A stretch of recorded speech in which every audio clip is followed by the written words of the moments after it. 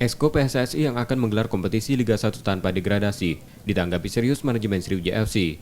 Sriwijaya FC menolak tegas wacana itu karena berimbas pada berkurangnya jumlah klub Liga 2 yang akan promosi ke Liga 1 musim depan.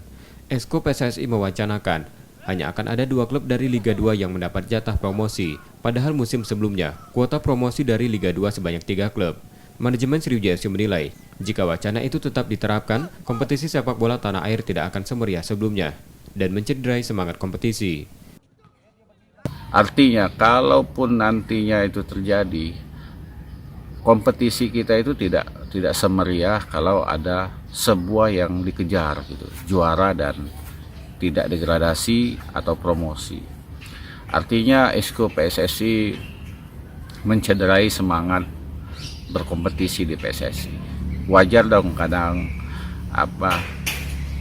timnas kita tidak terlalu baik karena kompetisinya memang digelar tidak sungguh-sungguh. Sriwijaya FC menilai PSSI kerap tidak konsisten dalam kebijakannya. Manajemen Sriwijaya FC meminta untuk tetap mentaati regulasi yang sudah ada sebelumnya. Nur Muhammad, Kompas TV, Palembang.